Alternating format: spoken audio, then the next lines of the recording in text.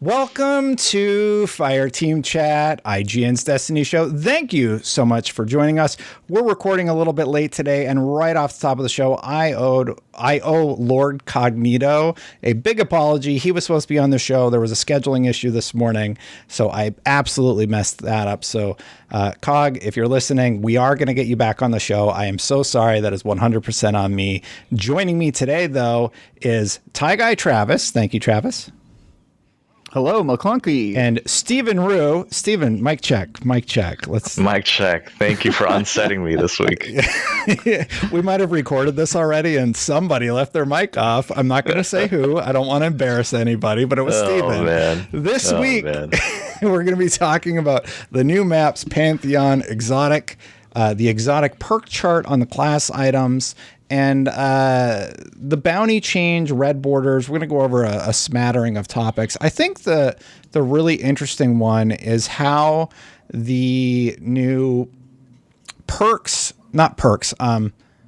bounties are going to be changing. So long story short, you don't need to hold on to your Vanguard bounties, Gambit bounties, and Crucible bounties because those are changing. All of your other ones are still totally fine. They're going to work just like they used to, but they're making this change and they're making a whole new system for you to chase things in Destiny 2. It is called, let me just bring it up here really quick. It is the Ritual Pathfinder. Here's what they say over on Twitter. This just happened right before the show recorded. In the final shape, we're introducing the Ritual Pathfinder, a new rewards path that will replace Vanguard, Crucible, and Gambit bounties and their weekly vendor challenge. While the Pathfinder will replace bounties at these vendors, they will remain unchanged at other vendors. We'll have more info to share on the Pathfinder in the next couple of weeks. We wanted to give a heads up so everyone preparing for the final shape can prioritize how they spend their time. Any ritual bounties held when the final shape releases on June 4th will be abandoned. Steven, how do you feel about this change?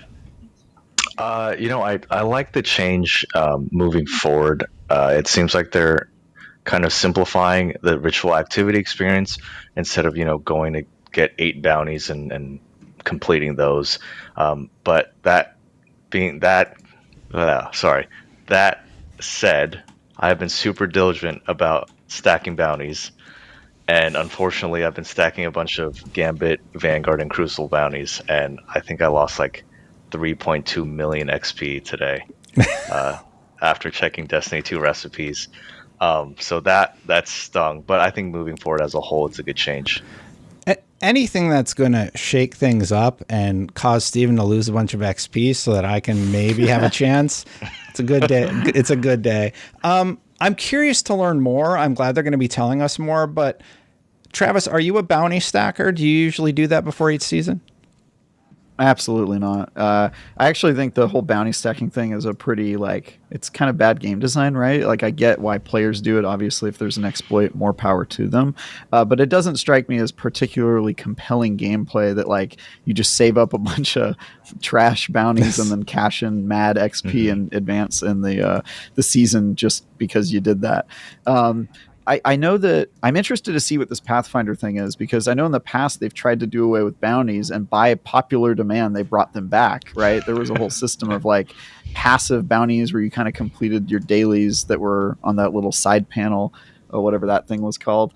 And so it feels like we're kind of in deja vu here, but I generally think fewer bounties is probably a good thing. They over rely on it, and I wish that they would do this for all of the bounties. I really think all bounties should reset every season, and that you shouldn't be able to just cash in, because I get why people do it, obviously, but there's got to be a better system. Well, so. I do agree that there should be a better system, but I do think the idea of stacking them and having figured out that solution to min-max your start of a season, I actually think that's totally fine. If you found a way to get a slight edge ahead, I kind of like that in video games, and I don't like it when the developer blocks a speedrunning path because they don't like that for some reason. I'm not saying anybody in particular, Bungie, has done that, but I think it's odd. Why? Just let players utilize that sort of fun perfection of gameplay that they have mastered, because what percentage of your player base is? It's 20 people do that, right? Yeah. Well, in this case, it's people finding a way to get around playing the game. Right, that kind of seems like a problem. It's like, but it's not like we're gonna like hack it. It's not like you're gonna boot up Final Shape, turn in all your bounties, and be like, all right, who cares about Final Shape? I'm not gonna play anymore. You know, that's true. never going to happen. Totally fair. But if your intended experience is that you get to go on this journey of progression, both within the season pass and in your artifact and your season, and that you're kind of climbing that mountaintop, and then there's a way for players to just completely subvert that by shooting 5 fallen in the face in the EDZ. It's like, come on, man. Like, there's got to be a better solution out there where we both get what we want here. So do agree on the better solution, that's for sure. But one thing that we're a little bit torn on the panel is Prismatic. So some new gameplay, we're also torn on, I should say, was revealed for Prismatic, including gameplay of the Warlock. We got gameplay of the Hunter and Titan, which we'll play during this conversation. But Prismatic is interesting, but we are wondering, is it less powerful than they've let on up to now? Steven, what are your thoughts on this?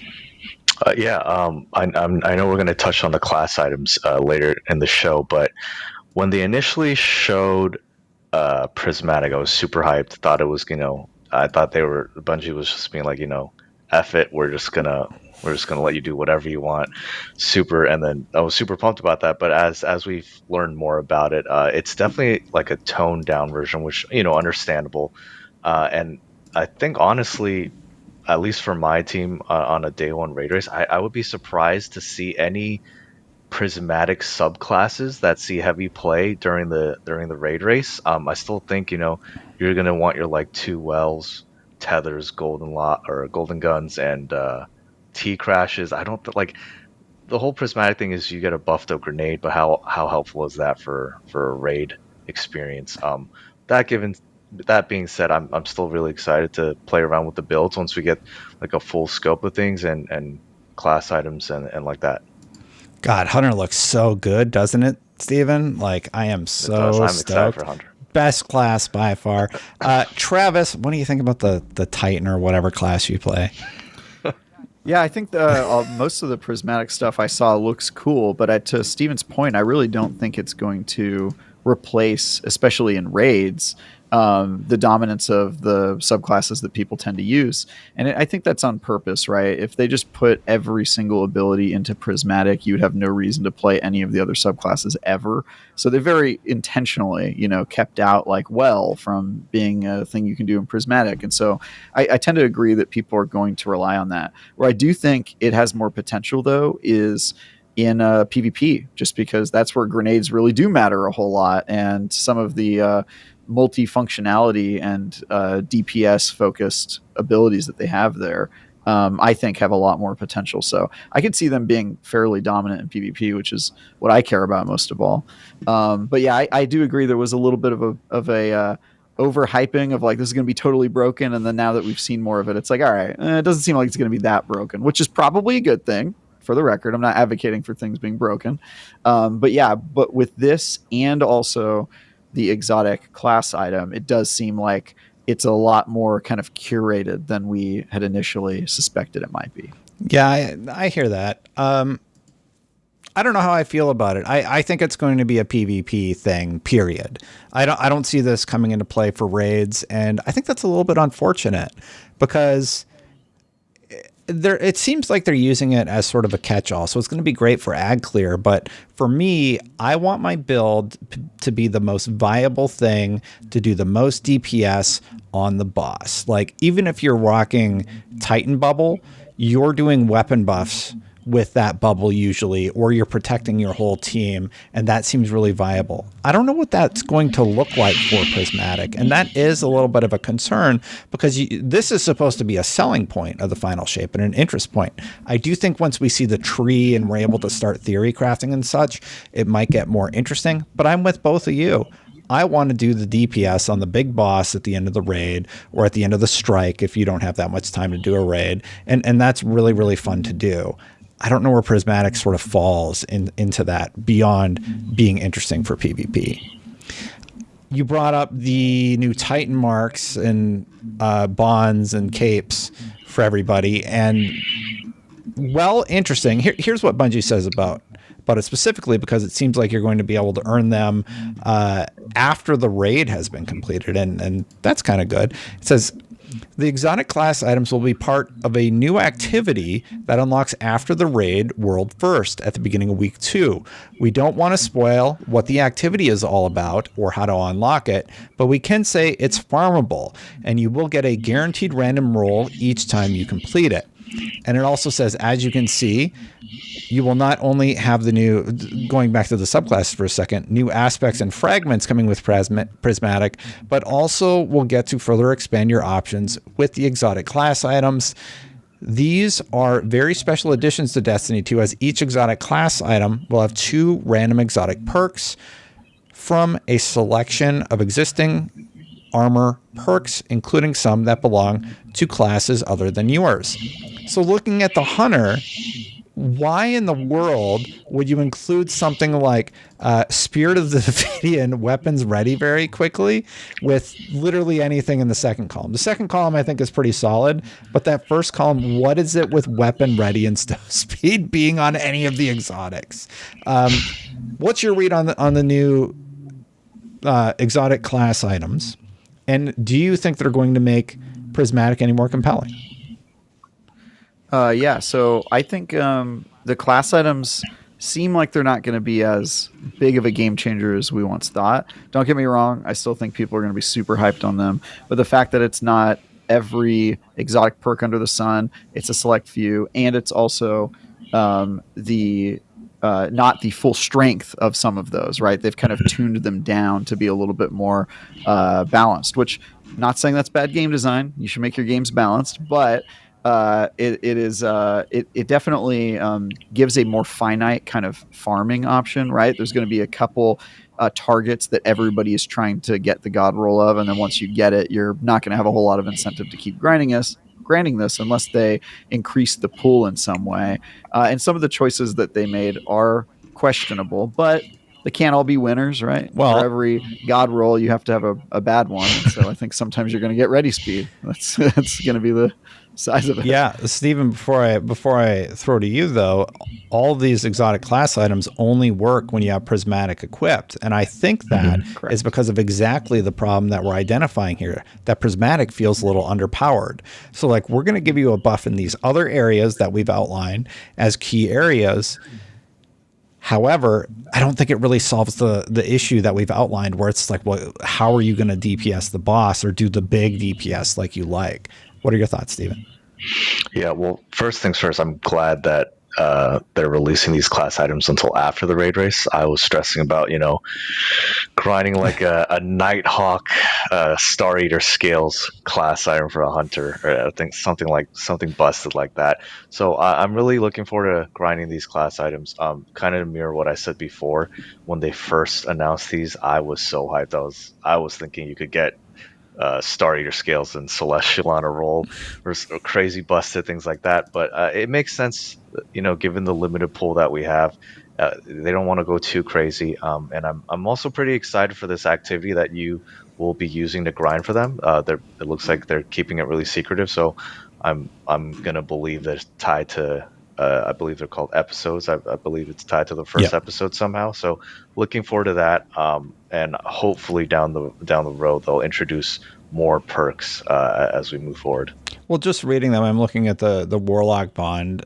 Spirit of Apotheosis, temporarily gain greatly increased melee and grenade regen after your super ends. Pair that with Spirit of the Star Eater, where your super energy is full, picking up an Order Power overcharges your super, granting it bonus damage. That's just at a quick glance something that seems like it might work quite well together. I don't see anything that jumps out at me as OP yet. Did you guys see anything on the perk list that you were like, ooh, that seems interesting? Or did you not look that deep into it? I haven't looked that deep into it. But yeah, I'm excited. Like, I'm really looking forward to theory crafting and build crafting once the raid is over. But like you said, Prismatic, my expectations for Prismatic were super high when they introduced it, because I thought you could just literally use anything in the game that you wanted. But now that we know more about it, don't know if it's going to beat out some of the other subclasses. I do think we're headed that way eventually, right? Like this seems like a test bed for Destiny 3. a subclass list, Destiny 3, which they almost leaked themselves during the live stream that's going to be a thing. So I hope you could transmog the class items. Some other new things that would be nice. We're on week 2 of Pantheon, one of the new events that has you face off against a bunch of the raid bosses from the game. And Steven, Travis, I think you both have had a chance to try it out. I haven't yet. But what are your overall impressions? Travis, let's go to you first. Yeah, I think Pantheon's a really cool activity. I totally get why it's going away with the final shape, because you don't want it competing with that campaign and all the fun around it. But I do hope that they develop this and make it like a pillar of Destiny, because I would much rather play Pantheon and do a boss rush game. Essentially, I love boss rush games, so that definitely appeals to me more than like Gambit for example. So yeah, I really like it. I like that they mix up some of the encounters and add new elements and enemies that come in that weren't in the original encounters. It's a little long, is one of my criticisms. And then I know Steve and I were talking the last time we recorded this episode about how the scoring is a little weird in terms of them counting the scoring per encounter rather than your overall run of all of this stuff. So there's some stuff I think they could clean up and make better. I would love to see a 2.0 version of this, but as an activity, it's pretty unique. It's cool. It's presumably easy since it doesn't require them to make new content. They're just kind of, making a medley of stuff that's already in the game. So I think it's pretty cool. Okay. Steven, what are your thoughts? I love the activity. I think it's also very cool. There's a couple things like Travis mentioned. The timing system is weird. Like you have 5 minutes to complete a boss, but if you wipe, the timer resets. I had thought initially going into the raid that you had like an hour to complete the whole thing, and then you would get platinum. So that was a little weird. Another thing that I had thought going in, I didn't think that each week you would just add one more boss to the existing bosses. I thought each week would have been very different. That being said, it's still a really fun experience. The Oryx encounter that they have added this week is so fun. I think Oryx should always be like that. I won't dig too deep into, unless people don't want spoilers, but I think the whole encounter, the way they changed it, is super engaging, and the little additions they've added to that fight make it super compelling for everyone involved, instead of just stepping on a plate and just watching your fire team member jump up a couple plates. They've added a couple of things to make it really engaging. So I had a lot of fun with Oryx specifically. More Axion darts. That's my guess. No, I'm just I haven't done it yet. Just more snipers and more Axion darts. Beyond that, going back to you, Steven, they've also added 3 new PvP maps that you have been trying out, and they saved PvP. I can't believe it. PvP is completely back, and just kidding. What do you think of the maps? I wouldn't go that far, but the maps were fun. I think the maps are going to be good trials maps. The Europa one was my least favorite out of the 3, and it's a tie between the other 2. There is a quest that you can pick up from Shaxx that will give you a comp-specific weapon, but that quest is horribly designed because it requires you to get 2 games played on each map. There's no way to pick each map. It's random, so that it incentivizes so many people to back out until they get that map. It took me like 12 games to get Dissonance for like 1 game, so that was not a fun experience. But overall, I think the maps are good. Maps are fun. I don't think maps were ever a problem for Destiny PvP, besides a couple pretty bad ones. But it was fun when I played. They changed the Trials map this week, right? I don't think there's Trials this week. Yeah, they did something different with Trials. Do you remember why? Like, what happened? I thought they had disabled it. I thought they had disabled Trials this week so more people could try the new map playlist. Got it. Oh, that's what it was. Yeah, that's what it was. I heard something about Trials happened, and I was like, well, wait, why? Yeah. Trials didn't happen. That's what It you didn't heard. happen. Yeah. I remember back in the D1 days, they had the like one Trials map. Do you still think that original Trials map is the best? Because I do. I don't Burning think Shrine? Yes. I don't think anything will ever touch Burning Shrine as a Trials map. Maybe it's like yellow industrial setting with the table in the middle part Yellow with the big industrial setting with a boss. table in the middle. Oh, I can't remember the name of the Wait, are you map. ta- What are your favorite You're Trials talking about maps? the Sorry. Anomaly? Which one? Oh man, You're not talking about Anomaly, the one that's indoors with think the it's spinning Anomaly. Let me look. centerpiece? No. that's the one on the moon, right? Yeah, the one with the Yeah. What do You think don't- of What are your favorite So Trials Burning- maps? That's all I wanted. Burning Shrine is super nostalgic because I played Trials like the first week they came out in Destiny 1, and they were always teasing Burning Shrine to be the map. So that's always going to be nostalgic. But honestly, I don't think that map plays that well in Trials anymore. At least in D2, it gets super campy if you're in the inside. Oh yeah. But you're putting me on the spot. I can't. I like think of Anomaly a favorite lot, Trials map. actually. I like Anomaly's Altar of fine. Flame. I think Altar of Flame is a good PvP map. Isn't that Burning Altar Shrine? Flame's great, but there's so much head glitching Oh, I know what you're talking in about. that. Altar Flame, yeah. Yeah, you know, where everybody stands on the stairs I- and shoots through. Burnout, it's called now, which is Burnout, yeah. Yeah. Yeah. Yeah, the Distant Shore is pretty good. I don't know. Or is it Distant Endless Shores Veil? is a good one. Distant Shores is a good one. And Endless Veil. Distant Shores might be my favorite. That one might be my favorite too. Okay. And then the one I was thinking of was Twilight Gap is good. Sorry, I'm just going off on a little bit of a tangent here. Sorry, everybody. Yeah, there's a lot of good PvP maps for the mode. I think can't find the one that I was talking about though. Anyway, Is it on Mars? He's thinking of a Halo map. no, Thinking of it's got Lockout. all the Javelin 4. I was thinking of Javelin 4. That's the one. Oh, Yeah. Javelin 4. Okay, I- Javelin 4 is a good one. Yeah, I think Javelin 4 is pretty good. I had some pretty good stasis clips back in the day when I was still playing a ton. Going back to the subjects at hand, what we actually had, the big topic this week that we got into in the original recording, you'll have to learn about it with the lore of Fireteam Chat episodes. We talked about deep sight weapons that you can get and how they reintroduced red borders, right? Travis, I'd like to go to you for first. Do you like when they do this, when they bring back red borders? And to both of you, what weapons should we be chasing? Travis, let's start with you. I do like when they do this. Our original conversation was more about like whether we think it's a good idea. We'll get there. But I like when they bring it back because it's kind of like an amnesty day for the people who got 4 copies of a gun and then didn't got exhausted from doing that activity over and over again. And so you can get a couple drops and complete some, which I certainly appreciate. I don't know if I'll go back to do any because there were a couple seasons like the underwater Leviathan season. I think it was called Season of the Is Deep. that it? The fish? Season of the Deep. Season of the Fish, I call it. That Season one of the where they're, didn't play it. Anyway. Hey, I played it. There just weren't any weapons worth red bordering. I think we can all agree. Yeah. That I don't know if there's a ton that I'm going to be going back for, but I do like that they do this. I think it's a cool idea. Steven, anything we should be chasing? Yeah, you should definitely be chasing the Void Linear from this season.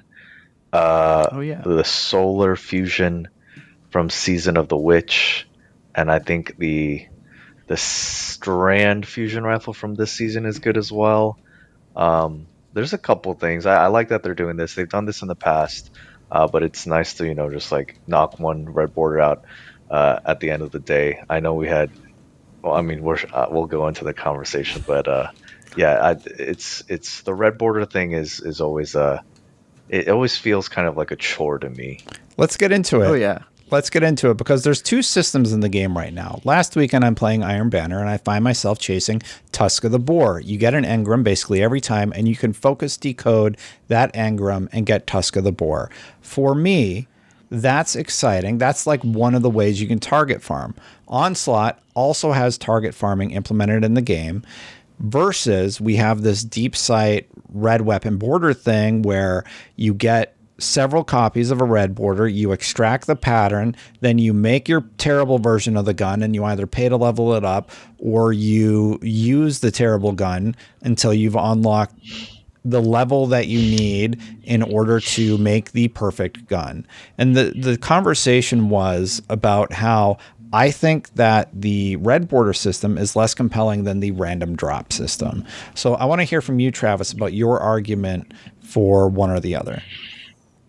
Yeah, so I think neither of them are really great. So I don't know if I'm an advocate for either. But if you twisted my arm, I'd probably choose red borders over random drops.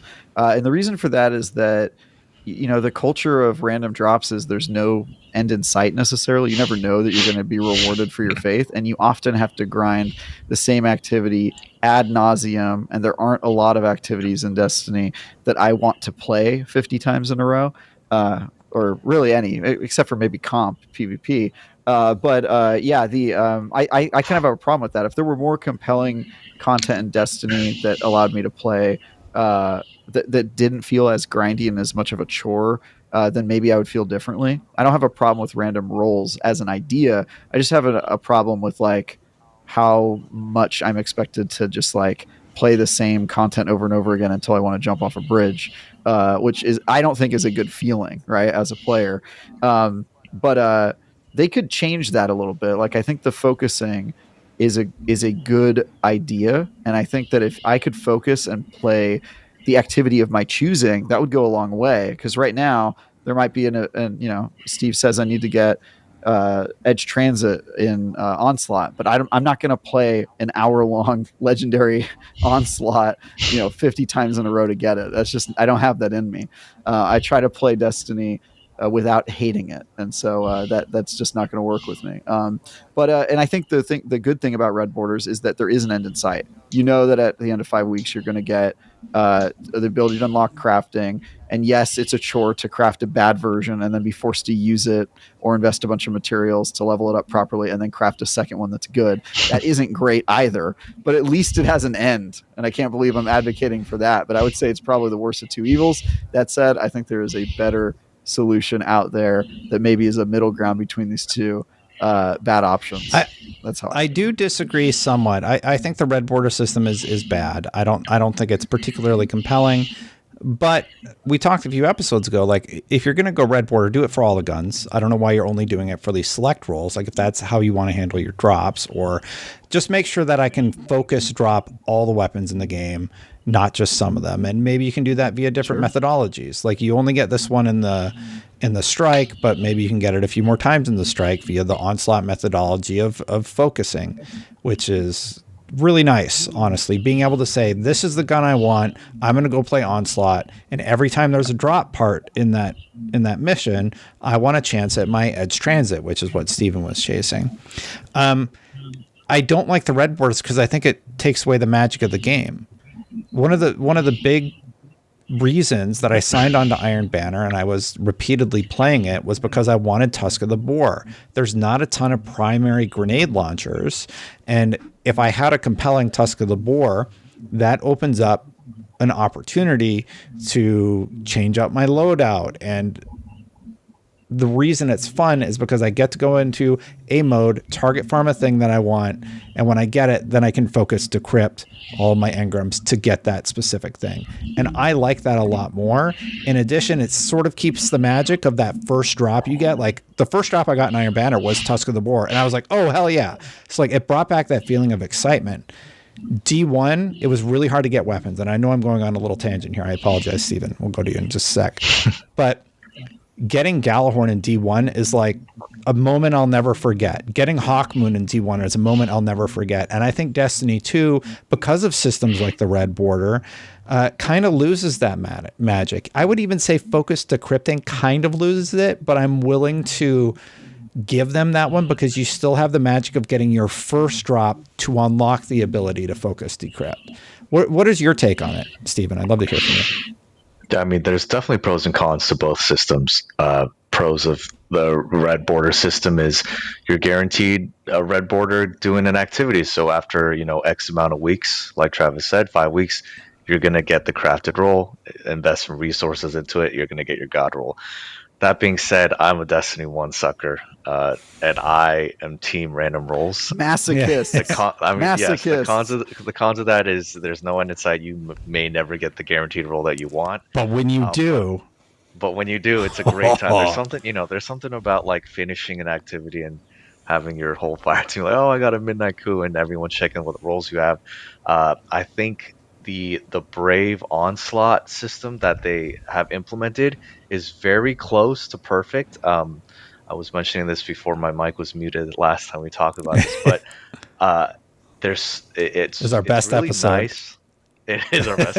It's really nice. We recorded it twice.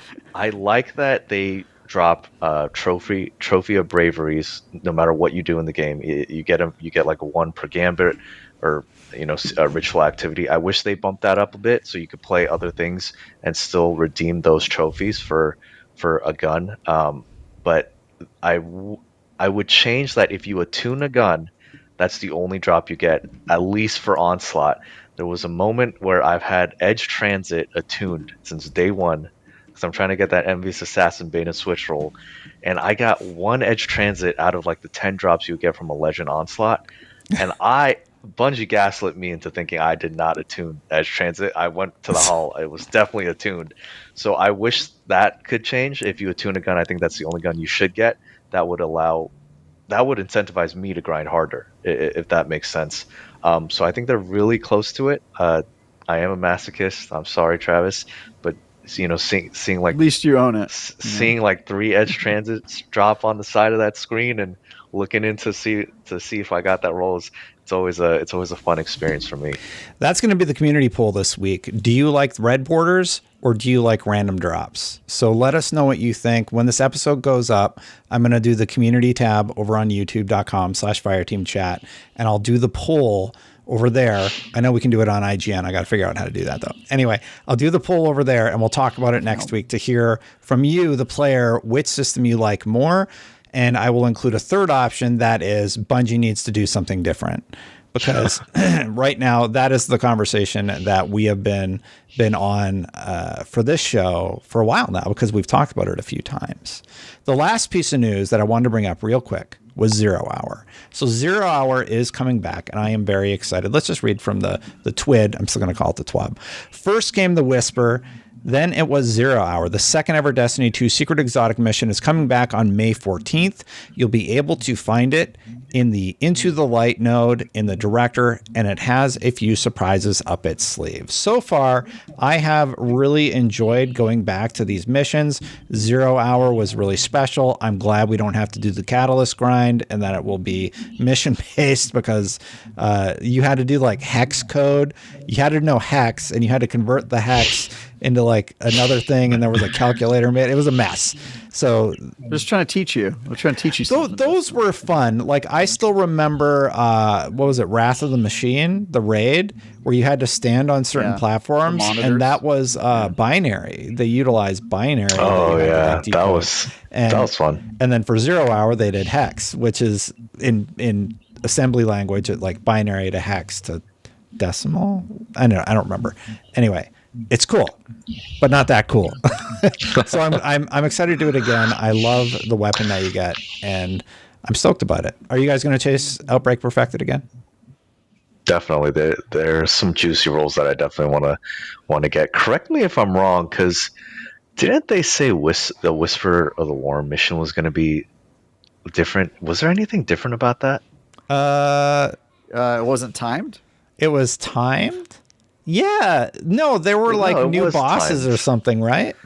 There were new bosses, but like, was the mission itself getting to the boss any different? Because I remember them saying... No, not that I remember.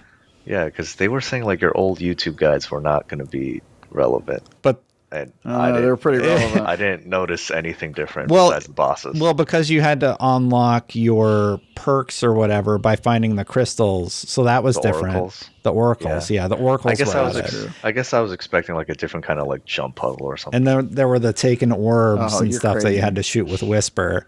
So maybe maybe they'll do something. Maybe there'll be more Trevors in 0 Hour. Yeah, I'm looking forward to it.